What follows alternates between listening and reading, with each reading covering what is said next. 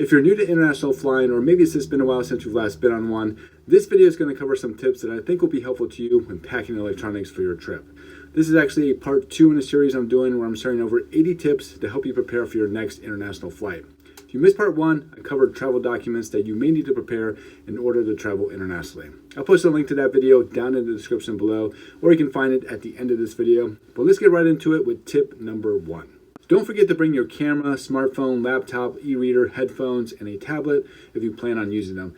I usually leave the camera and tablet as my smartphone and laptop can easily substitute for both.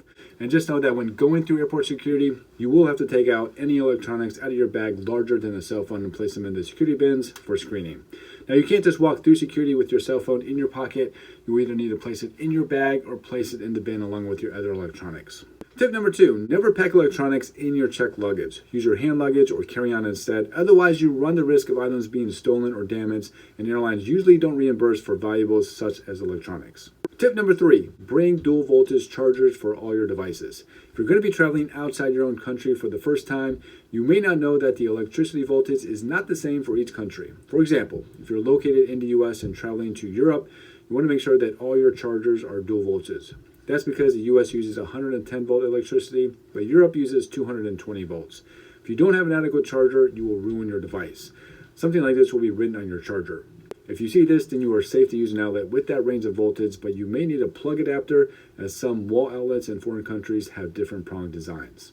This leads me into my next tip. If you find out that your devices are not compatible with the voltage in the country you're visiting, then you would need to get a power adapter. This is different than a plug adapter, as a power adapter will change the voltage to match that of your devices. In Europe alone, there are 3 different kinds of power adapters. You should research the kind of plugs your destination country has and purchase accordingly. There are some universal ones as well, which will be a good investment to make if you plan on traveling internationally often. I'll also link to some options down in the video description for you to check out if you need to purchase either a plug or a power adapter for your trip. The next tip I have for you is to always charge your electronics before going through security. When going through airport security, there may be times when they will require you to turn on your devices. If your devices are dead and you've forgotten your chargers, this could potentially turn into a bad situation for you, as those devices will not be allowed on board the aircraft. But assuming you are able to power up your devices, just make sure to turn airplane mode on before taking off, as it is a requirement to do so. Although Europe is in the process of eliminating this requirement altogether. A great way to keep your devices charged during your flight is to use a power bank. A power bank is really a must-have, especially for international flights. Most of your devices won't last 12 or more hours while you're watching movies and TV series, so make sure to charge your power banks fully before boarding. I have 2 that I use. The smaller power bank I have is adequate for most trips. It's not the fastest charger, but as long as you have your devices plugged into it, it will slowly charge those devices, and for a long flight, it may be all you need. This one has 2 outputs, so you can charge 2 devices at once and a small flashlight. The thing I like about this one is that it is small and lightweight and easy to store. The other power bank I have is much larger, as you can see, but comes with a lot of power. It will charge your devices much more quickly than the smaller one and has more capacity, so you can share this with other people traveling with you if you wanted to.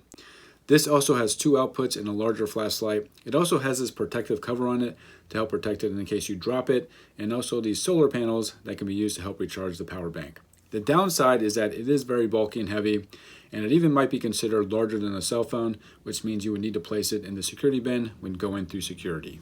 I'll link these 2 options in the video description if you're looking to pick up a power bank for your next trip. And let me know if you have any questions about anything I covered in this video.